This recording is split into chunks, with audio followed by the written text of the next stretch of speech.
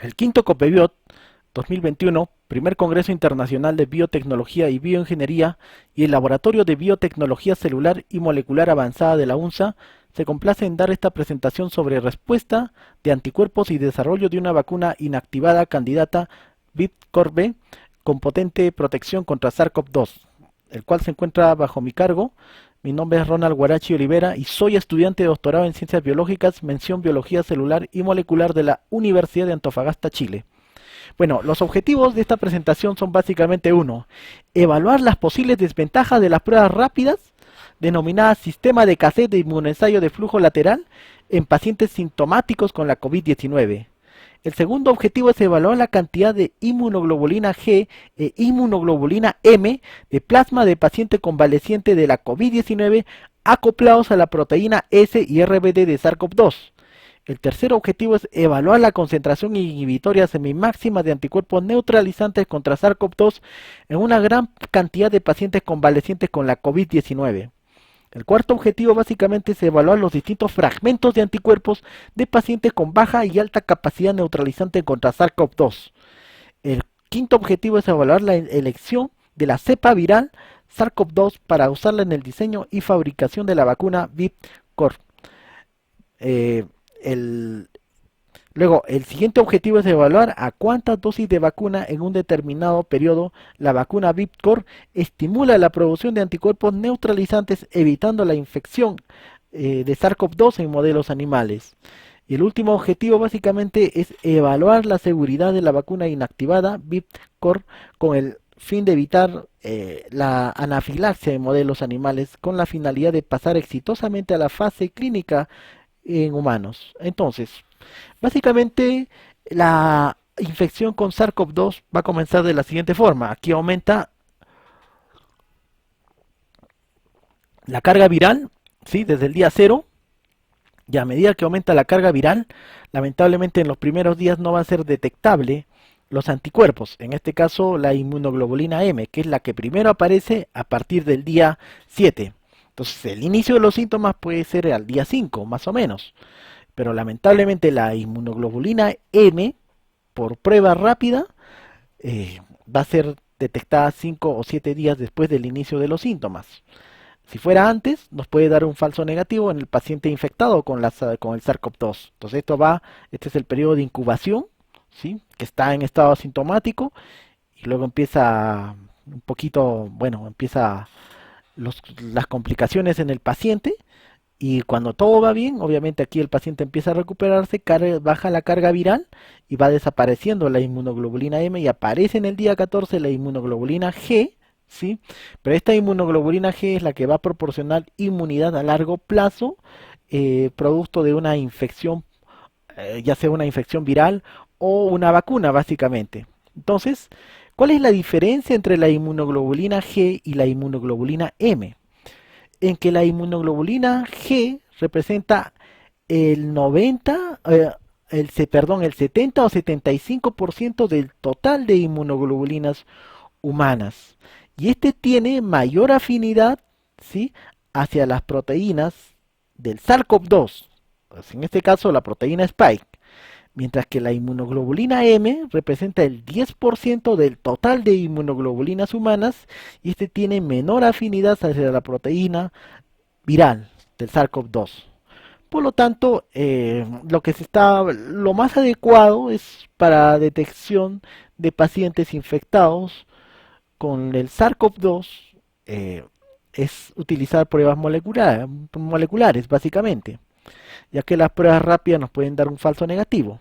La prueba rápida, también denominada sistema de cassette de inmunoensayo de flujo lateral, ¿sí?, o también denominado inmunocromatografía, consiste en una tira de prueba porosa que ha sido impregnada con antígeno viral recombinado y eso está generalmente dopado con un indicador que contiene partícula de látex, europio, quantum dot o también oro coloidal, básicamente. Entonces, lo que aquí sucede es que en este sistema de cassette que tiene esta tira porosa, necesariamente se tiene que detectar aquí la banda de control, o debe estar presente la banda de control. para afirmar que esta prueba es correcta. Y aquí tenemos otra banda que va a detectar la inmunoglobulina G y otra banda que detecta la inmunoglobulina M. Entonces, para hacer esta prueba se requiere 2 gotas de sangre, equivalente a 10 o 15 ml, básicamente. Entonces, este supuestamente el paciente es negativo, ¿sí? Contra la COVID-19. En este otro cassette sale una banda para la inmunoglobulina G, otra banda para la inmunoglobulina M, pero mientras que aquí no se detecta una banda para el control, por lo tanto, esta prueba es dudosa. El paciente tiene que volver a realizarse la prueba. Ahora, en este caso tenemos, si está presente la banda de control y está presente la banda de la inmunoglobulina G, esto indica que el paciente es positivo para la COVID-19. Por lo tanto, acá puede haber distintos colores. Este puede ser un color más claro, un color más oscuro. Esto nos indica que la cantidad de anticuerpos, aquí puede ser que la cantidad de anticuerpos sea menor, pero necesariamente esto no indica que esta prueba sea una prueba cuantitativa, sino básicamente es una prueba cualitativa, el cual si solamente encontramos la inmunoglobulina G es porque el individuo tuvo una infección viral hace varias semanas. Entonces estaríamos más o menos por este proceso, por esta etapa, a más de 21 días, ¿sí? Ahora, precisamente, y si nosotros nos fijamos en esta parte, que solamente se detecta la inmunoglobulina M, es posible que el paciente se encuentre entre el día 7 y 14, básicamente, ¿sí? Y es positivo. Obviamente tiene que salir acá la banda, pues ahora tanto para la inmunoglobulina G o M, aquí puede haber una diferencia de color, un color más claro, el cual esto me indica básicamente que aquí puede haber una menor cantidad de anticuerpo y mayor cantidad de anticuerpo, pero bueno, en sí esto es una prueba cualitativa. Ahora también puede presentarse este caso, aparece, ahí tenemos la presencia del- de la línea de control, así como también de la banda para la inmunoglobulina G o M, y aquí nos indica que probablemente el paciente comenzó con la infección hace más de 14 días, o sea, más o menos se encuentra entre esta situación, ¿no? Porque aquí se detecta tanto la inmunoglobulina G y como la inmunoglobulina M, o sea, puede estar entre el día 7 al 14 aproximadamente, ¿no? 7, 14 o día 20 o 21 básicamente, ¿sí? O sea, lo tuvo hace más de 14 días. Entonces, una de las desventajas, aparte de darnos falsos negativos, ya que los anticuerpos se detectan después o no son detectables hasta los 6 o 7 días después del inicio de los síntomas, lo otro es que puede haber un error en cuanto a la reactividad cruzada a otros virus. O sea, puede reconocer antígenos de otros virus similares, básicamente. Por lo tanto, ahora lo que vamos a tocar es una respuesta de anticuerpo convergente a pacientes convalecientes con SARS-CoV-2. Este es un paper de la Universidad de Rockefeller.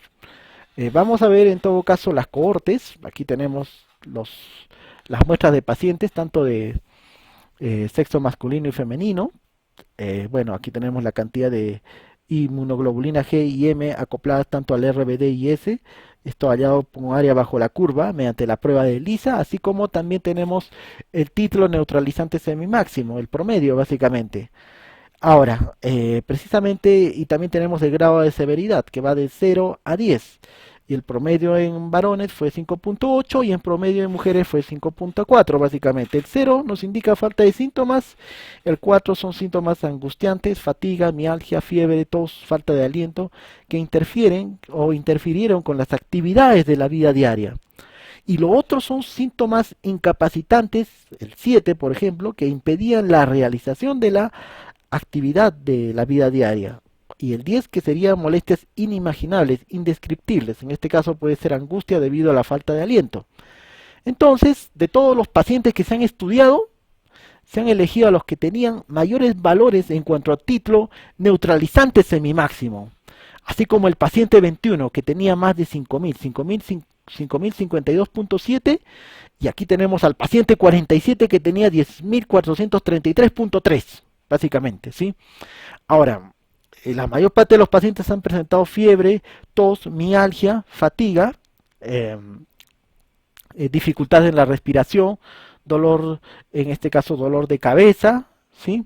Dolor de amígdala, o también puede ser la pérdida del olfato, del gusto, diarrea, así como la presencia de comorbilidad básicamente, así como la hipertensión, enfermedad arterial coronaria, diabetes mellitus, enfermedad pulmonar obstructiva crónica, básicamente. Por lo tanto, aquí lo que se hizo para ver si los anticuerpos se acoplaban al RBD, se usó el método de ELISA indirecto. ELISA sería el ensayo de inmunoabsorción ligado a enzima. Para eso se usaron un sistema de multiplacas que tienen pocitos, y al fondo de los pocitos se iba pegando, en este caso, la proteína del SARS-CoV-2, el RBD, que es el dominio de acoplamiento al receptor, ¿sí? Y a este se le agrega el plasma del paciente convaleciente que contiene los anticuerpos, que sea la inmunoglobulina G o la inmunoglobulina M, ¿sí? Y si es correcto, bueno, se hace el lavado y van a quedar los anticuerpos que se pegan a la proteína RBD, y luego aplicamos un anticuerpo contra la inmunoglobulina G o M. Pero este anticuerpo secundario tiene, en su extremo, tiene la peroxidasa de rábano picante.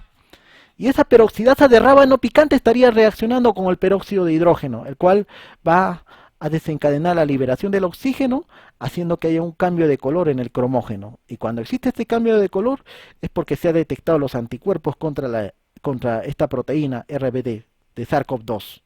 Entonces aquí se ha detectado básicamente mediante el ELISA el acoplamiento de la inmunoglobulina G al RBD y acoplamiento de la inmunoglobulina M al RBD. Y aquí se dice una dilución recíproca del plasma, ¿sí?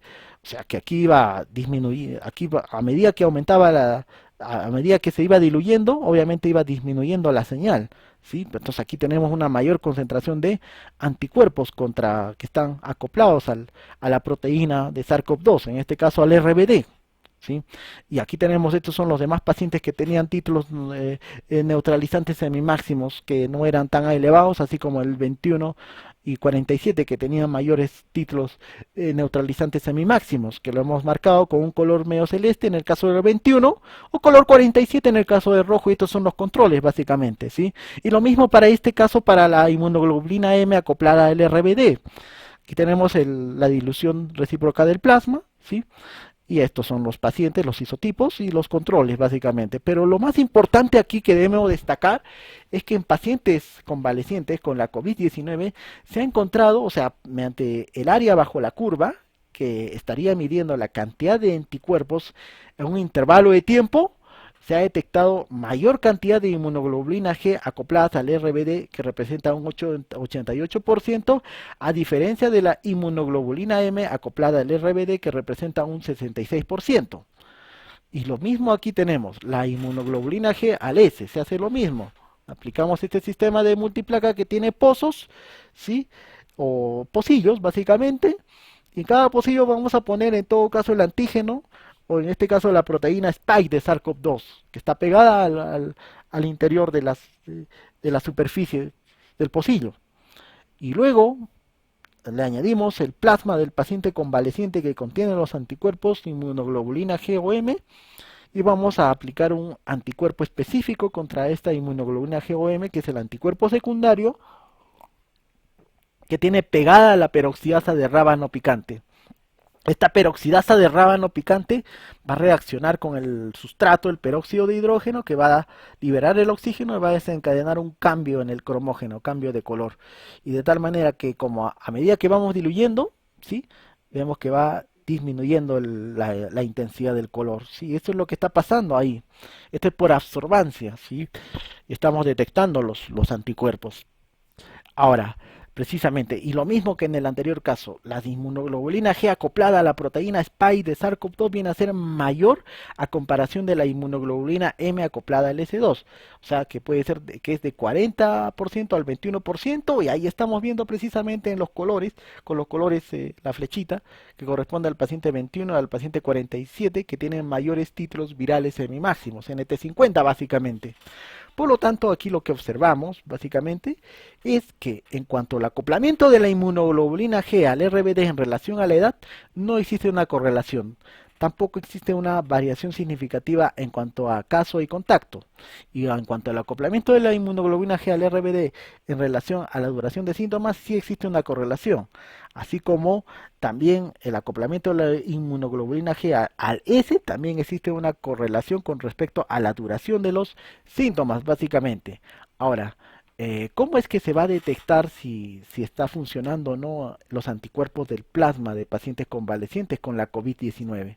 Acá lo que se está haciendo básicamente es usar unas células, que son las 293T, que contienen el VIH. Entonces lo que se hace básicamente es transfectar con vectores que contienen el gen de la proteína Spike del SARS-CoV-2 y el gen de la luciferasa básicamente dentro de esta célula, y esta célula va a poder expresar virus, va a poder sintetizar virus, que en este caso lo vamos a denominar pseudovirus SARS-CoV-2. Estos pseudovirus SARS-CoV-2 van a tener solamente la proteína Spike de SARS-CoV-2, y en el material genético tenemos la luciferasa, básicamente. Entonces, aquí vamos a incubarlo a 1 hora con 37 minutos el plasma el suero, el plasma de paciente convaleciente, básicamente, ¿sí? Y lo que va a hacer acá, básicamente, es estos anticuerpos se van a pegar o se van a acoplar a la proteína Spike rodeando todo el virus, y eso va a impedir que este virus se pueda acoplar al receptor AC2 de la célula hospedera. Mientras que en el otro caso, que se le añade poco plasma o no se le añade plasma, obviamente este va a pegarse, el virus se pega o se acopla mediante la proteína Spike al receptor AC2 de la célula hospedera, y este va a infectar, lograr ingresar y marcar por la prueba de la luciferasa, y vamos a poder detectar mediante unidades de luminiscencia relativa. A medida que aumentamos el sobrenadante, aumenta la fluorescencia, básicamente, la luminiscencia, ¿sí? Por lo tanto, aquí hacemos nuevamente lo mismo, hacemos dilución recíproca del plasma, ¿sí? 10 a la menos 3, 10 a la menos 2, vemos aquí en células que han sido infectadas con SARS-CoV-2, pero en este caso pseudotipo SARS-CoV-2 que contiene la luciferasa. Y bueno, aquí va disminuyendo la señal, pero incluso la actividad neutralizante viene a ser aún máxima en estos pacientes, que era la 2147 y la 201 que hablamos inicialmente, ¿sí?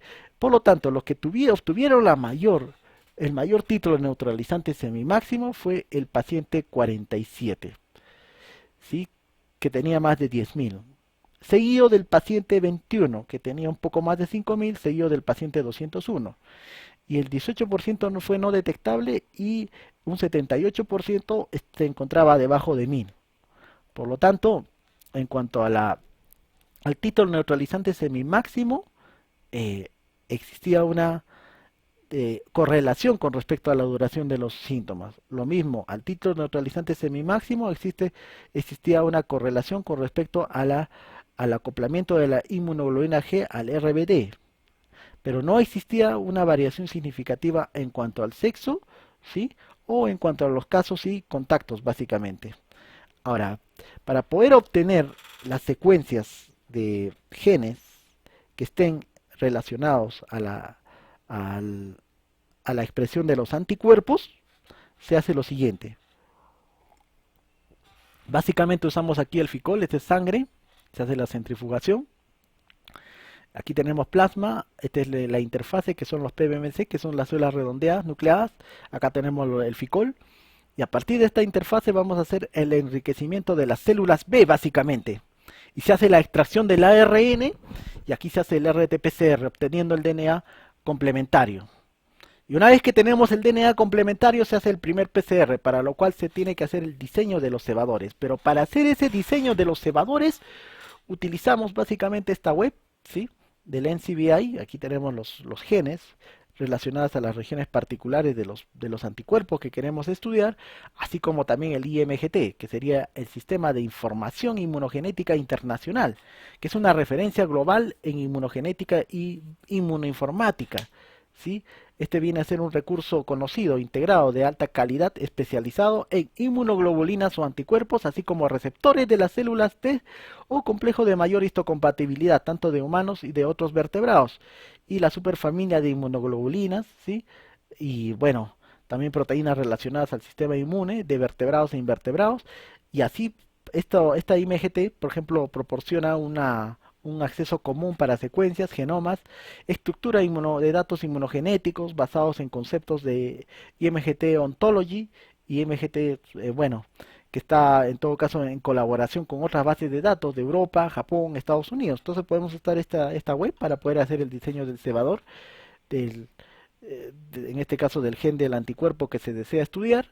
Y una vez que se hace el PCR, se hace la purificación del amplicón y se hace el SLIC, o sea, vamos a hacer la clonación, pero para que esté incluido en unos vectores de expresión.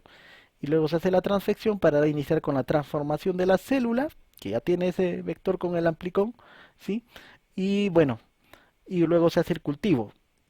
Ahí una vez que tenemos los cultivos, hacemos la selección de la colonia, ¿sí? Hacemos nuevamente el secuenciamiento. Una vez que se hace el secuenciamiento, ya tenemos acá, hacemos la selección de la cepa, ¿sí?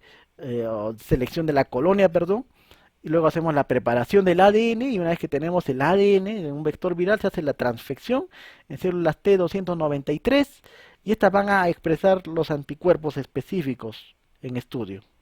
Por lo tanto, nosotros lo que queremos saber es si las células B están acopladas o células B, nos interesa células B que estén acopladas a los RBD del SARS-CoV-2. Entonces, para eso se marcó el RBD con la ficoeritrina y se midió por citometría de flujo.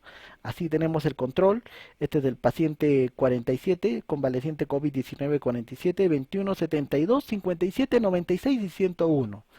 Y vemos que en el paciente 47, 21, 72 y 96 se observa que células que están acopladas al RBD y están marcadas con este círculo, mientras que en los pacientes 57, 107 y control no se observa esas células que se han acoplado al RBD básicamente, ¿sí? Entonces, aquí vemos básicamente en ciclos, estos números representan la cantidad de secuencias con respecto a los anticuerpos. Y estas rodajas de color, básicamente el rojo, este está compartiendo esta secuencia del paciente 47 del anticuerpo específico con el paciente 21. O este color, por decir anaranjado, comparte el 72 con el 21 y así sucesivamente. Y estas son líneas transversales que tienen que nos indican la relación de esta secuencia con la otra secuencia del otro paciente y así sucesivamente. Por lo tanto, aquí viendo, esta es la cadena pesada y ligera de los anticuerpos, ¿sí? Del RBD básicamente, contra el RBD, este es en pacientes. Vemos que el 30 por 30 tanto por ciento, tanto del IGHB e IgLB de las secuencias que estamos hablando, proviene de células B que se han expandido clonalmente. Por lo tanto, entre el IGHB1 y el IGKB3 existe un 99% de similitud, ¿sí? En este color, básicamente. Ahora, en este otro grupo de pacientes que están en otro color, el IGHB3 e IGKB1, existe un 92% de similitud, ¿sí? Por lo tanto, todos estos anticuerpos provienen de células B que se han expandido clonalmente. Ahora, observando todo, una vez que hemos trabajado con los anticuerpos, queremos saber básicamente los fragmentos de anticuerpos o porciones de anticuerpos, que son los FAB, ¿sí? Que están acoplados a regiones, a epítopos específicos en este caso del antígeno, de la proteína RBD, o la S básicamente. Entonces aquí en el paciente 21 se ha hecho una selección del FAB, que se acoplaba directamente al epítopo del antígeno de las proteínas del SARS-CoV-2. En este caso le denominamos el SCC002 para el paciente 21. Para el paciente 107 ha sido seleccionado el 121. ¿En base a qué se selecciona? A la concentración inhibitoria media, que tiene menor y esta tiene mayor efecto en todo caso, ¿sí? Nos conviene que sea menor esa concentración inhibitoria. Lo mismo en el paciente 107 o en el paciente 72, al cual le denominamos a este FAB C135. O el paciente con COVID-47, en este caso paciente convaleciente, tenemos este FAB que sería la C144. La concentración inhibitoria media viene a ser 6.91 básicamente. Entonces son los FAB que se han elegido. Por lo tanto, aquí tenemos la absorbancia, por absorbancia, mediante prueba de ELISA, que la concentración de anticuerpos, a medida que aumentaba la concentración de anticuerpos, aumentaban los FAB, ¿sí? Y de isotipos, y aquí tenemos de nuestros pacientes que han sido seleccionados. Por lo tanto, aquí vamos a ver la normalización por unidades de luminiscencia relativa. Obviamente iba disminuyendo la señal a medida que aumentamos la concentración de anticuerpos con relación a los FAB. Y ahora, sin considerar los isotipos, disminuye la señal a medida que aumentamos los anticuerpos. Esto relacionado a los FAB, la C121, C135 y la C144 básicamente. Y esto con la misma con las mismas células infectadas de SARS-CoV-2, con SARS-CoV-2 el viral, el infectivo básicamente, pero esto se evaluó en células infectivas y también vemos que disminuye la señal. Por lo tanto, donde se obtuvo una menor concentración inhibitoria, sí, semimáxima, fue con la cepa patógena, con el SARS-CoV-2, a diferencia del pseudovirus SARS-CoV-2, que viene a ser mayor todavía la concentración inhibitoria media. Por lo tanto, al estudiar los distintos FAB, tanto del anticuerpo 1 y del anticuerpo 2, aquí tenemos, se hizo en todo caso la interferometría de la biocapa. Y en esa interferometría de la biocapa, tenemos el anticuerpo 1 que está acoplado por medio de un FAB al RBD. Y este es el anticuerpo 2 que está acoplado por medio de otro FAB al RBD, pero en otra región. Y eso es lo que vamos a estudiar ahora. ¿Sí? Por ejemplo, aquí tenemos el anticuerpo 1 que se va a acoplar al RBD, pero quienes tienen mayor capacidad de acoplamiento era el C121, así como el CC09 y CR3022, básicamente. Entonces vamos a estudiarlo acá por grupo. Por ejemplo, cuando el anticuerpo 1 se está acoplando al RBD mediante el FAB C144, los que tenían mayor capacidad de acoplamiento a nivel de los anticuerpos secundarios, ¿cuáles eran? ¿Qué FAB fueron? La C135 y la CR3022 básicamente, ¿sí? Tal como lo observamos en este registro. Ahora, en cuanto al anticuerpo primario, en este caso que tiene el FAB C101, acá lo ubicamos en esta tabla, esto está expresado en nanomoles por si acaso, es de la C101, podía acoplarse más fuertemente con la C135 y la CR3022. Entonces aquí tenemos la C135 y la CR3022 básicamente. Y en este grupo 2 aquí tenemos el anticuerpo 1, sí, ahí está, ese es el caso que se acopla al RBD por medio del FAB, la C121. ¿Sí? Y esta C121 se acopla principalmente con la C135 y CR3022 en distintas partes del mismo antígeno.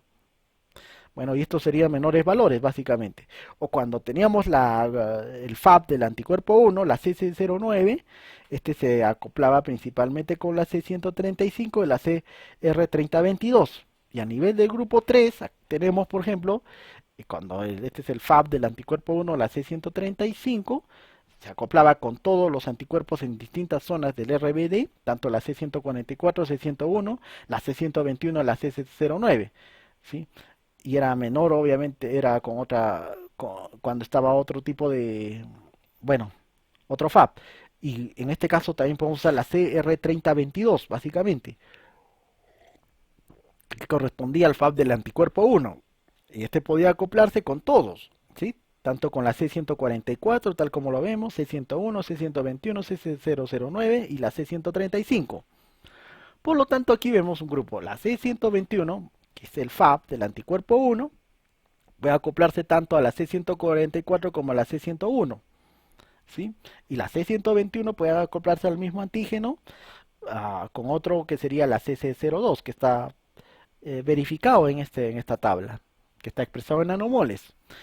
Por lo tanto, esto nos da a entender que en pacientes que tienen una modesta capacidad neutralizante, pueden tener algunas regiones específicas de ese anticuerpo el cual puede ayudar de manera eficaz al proceso de neutralización contra infección de SARS-CoV-2, básicamente.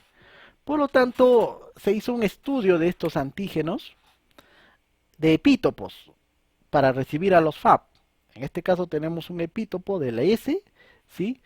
Y aquí tenemos que está marcado con los bordes oscuros que van a recibir al FAB 121. Se hace un arreglo tridimensional y ahí tenemos los sitios específicos, los epítopos que van a recibir al FAB C121. O lo mismo acá para el SARS-CoV-2S. Aquí tenemos los bordes oscuros que van a recibir al FAB C119 básicamente, ¿sí? Arreglo tridimensional, aquí están los epítopos que van a recibir al C119. Nuevamente, ¿no? Esta es microscopía electrónica de tinción negativa. Bueno, aquí también vemos aquí por microscopía electrónica de tinción negativa. Vemos acá los bordes que son oscuros, que son los que van a recibir al FAB CC02. Arreglo tridimensional, ahí tenemos los epítopos que reciben a esa región específica del anticuerpo FAB 002. Y bueno, Y básicamente estos FAB, tanto el C02, 121 y 119 en arreglo tridimensional están en contacto. Y esto, el CS230 sería algo adicional nada más. Por lo tanto, bueno, una vez que vimos lo de los anticuerpos, eh,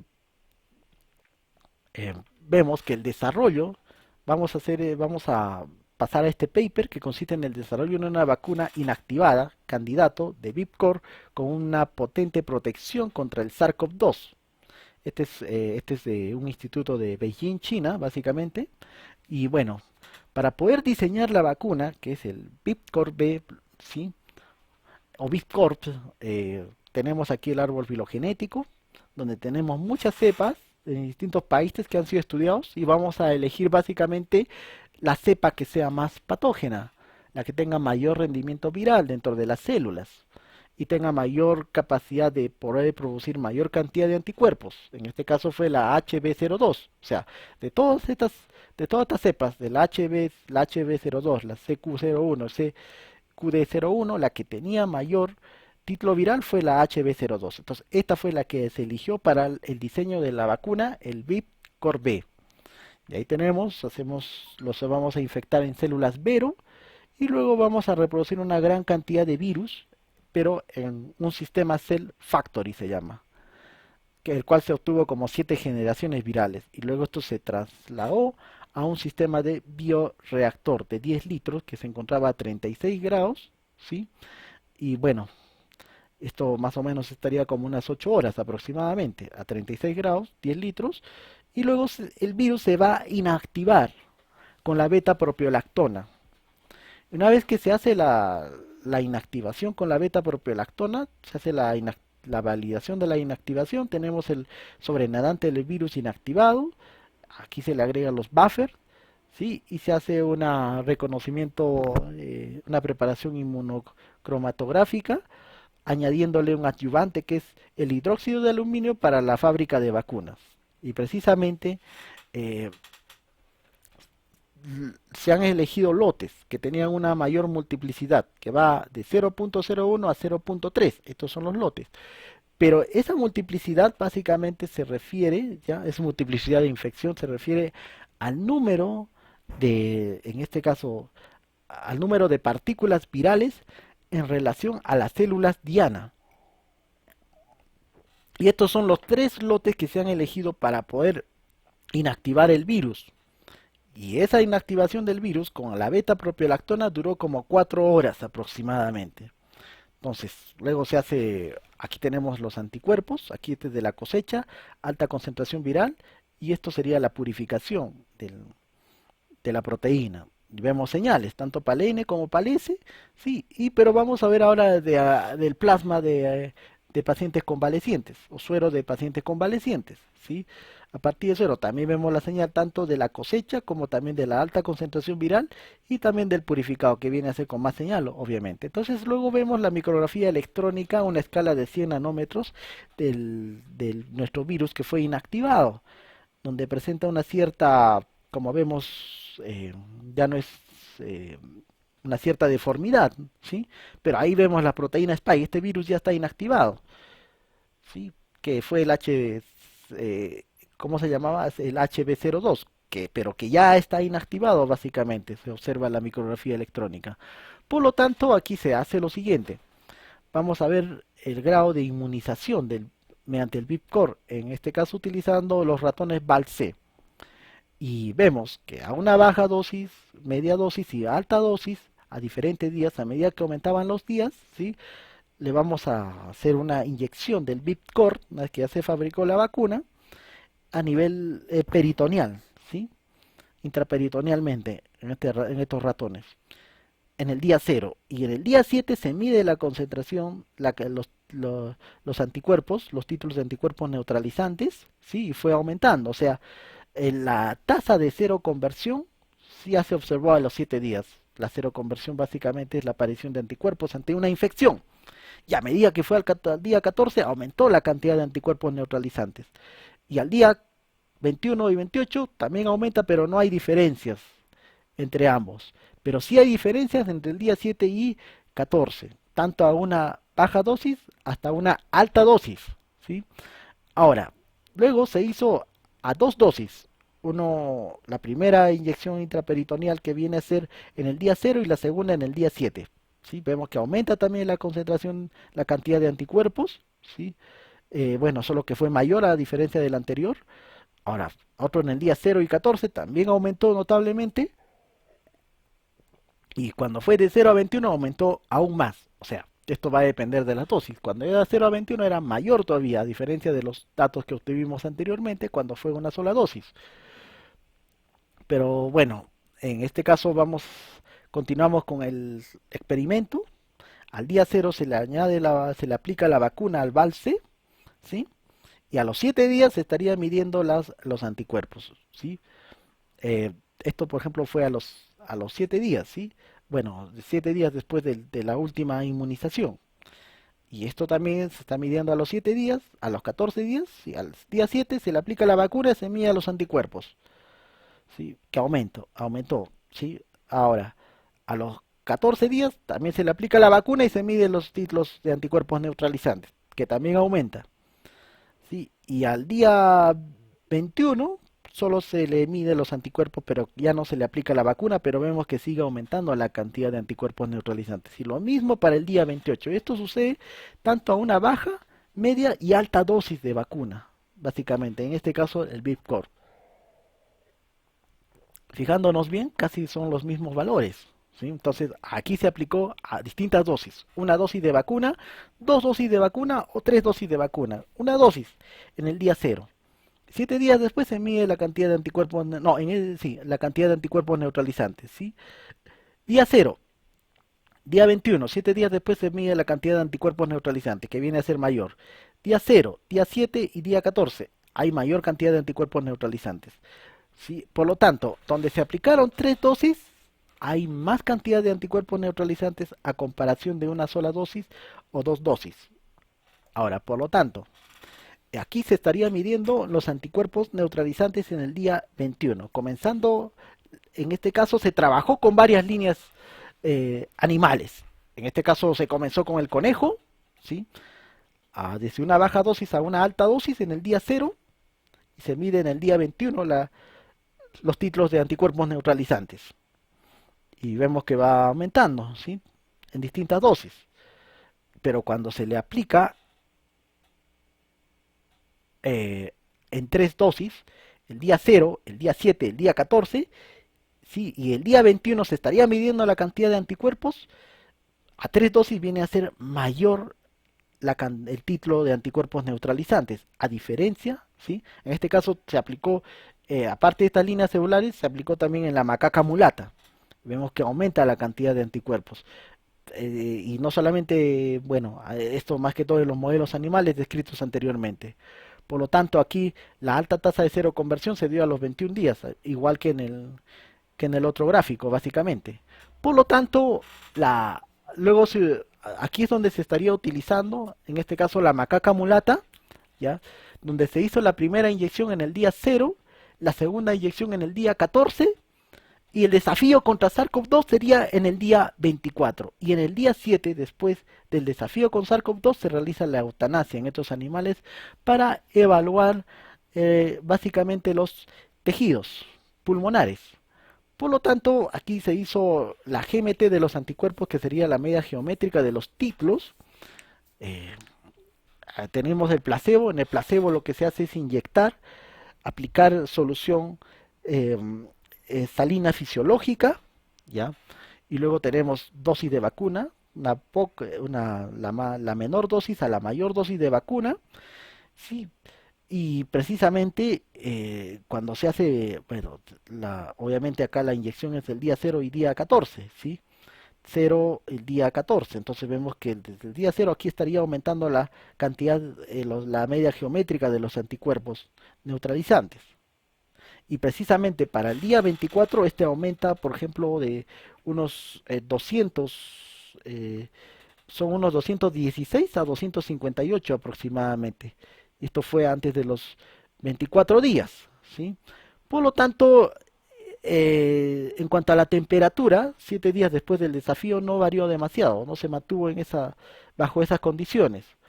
Por lo tanto, se hizo también el estudio de las copias virales del RNA de SARS-CoV-2, tanto en hisopos que provienen de las amígdalas e hisopos nasales. Y hisopos que provienen de las amígdalas se encuentra una alta carga viral en el placebo, seguido del que tenía con menor dosis de vacuna, que es el equivalente a 2 microgramos, que bajó considerablemente, pero cuando se le aplica una dosis mayor, que es 8 microgramos, disminuyó notablemente después de los 7 días de desafío contra SARS-CoV-2, el cual fue un resultado bueno. Por lo tanto, también se hace la evaluación en hisopos anales para ver las copias virales y vemos que en el placebo viene a ser elevado las copias virales, igual que a los individuos que se les vacunó con una baja dosis de Bitcorp o también una alta dosis. Los que tuvieron alta dosis disminuyó notablemente las copias virales del RNA de SARS-CoV-2 en, en alta concentración de Bitcorp. Y luego se evalúa básicamente a nivel histológico los pulmones. Entonces, en el lóbulo inferior izquierdo, en placebo se está detectando una alta carga viral, así como en el lóbulo inferior derecho también se detecta una alta carga viral y en el lóbulo accesorio derecho también se está detectando una alta carga viral, principalmente en el placebo, mientras que en los individuos que recibieron la vacuna no se observan cargas virales, básicamente. Eso significa que es un resultado muy bueno, ¿sí? Estaría neutralizando la capacidad infectiva de SARS-CoV-2. Entonces luego se hace un estudio a nivel histológico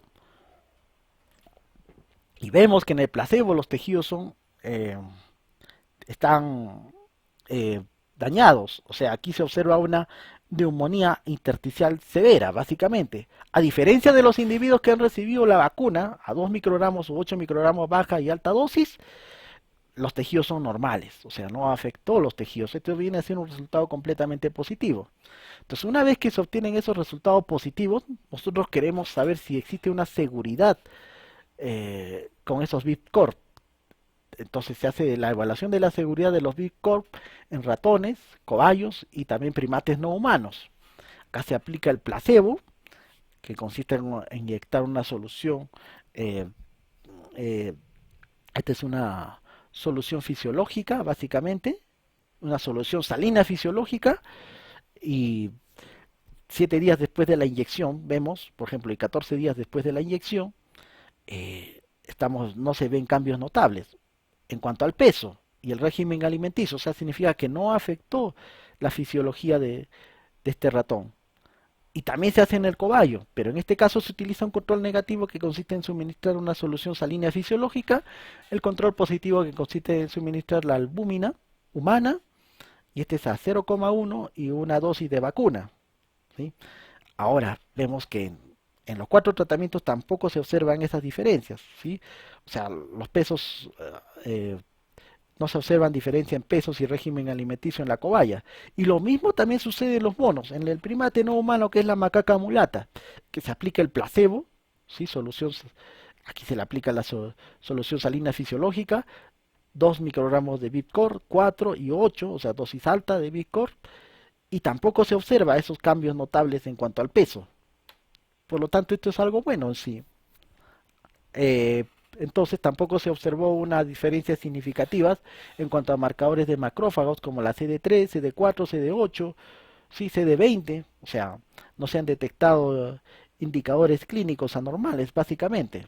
O sea que esta vacuna ha sido un éxito en estos modelos animales, así como también el factor necrótico tumoral, los interferones gamma, la interleuquina 2, la interleuquina 4, la interleuquina 5, la interleuquina 6. Sí, ya se va aplicando el placebo, una baja dosis de vacuna hasta una alta dosis de vacuna, básicamente. Por lo tanto, bueno, este BIP-CoRB básicamente ofrece una buena, eh, una buena acción contra la infección contra SARS-CoV-2, ¿sí? Así también aparecieron otras vacunas, en este caso el ChAdOx1-nCoV y la vacuna de ADN que van a actuar frente al desafío de SARS-CoV-2 en el tracto respiratorio inferior superior, o la vacuna inactiva Picovac y otra vacuna, el cual fue objeto de nuestro estudio, que esta es otra vacuna inactiva, Vip-Corb, que esto actuó frente al desafío de SARS-CoV-2 a nivel de la vía intratraqueal. Ahora, de todas estas, las que tienen las que tienen mayor seguridad, en este caso, sería la Vip-Corb, más que todo esto debido a su mayor rendimiento viral en células Vero, aparte de tener una buena estabilidad genética. Por lo tanto, si queremos averiguar más acerca de las vacunas, podemos citar esta web de la Organización Mundial de la Salud, ¿sí?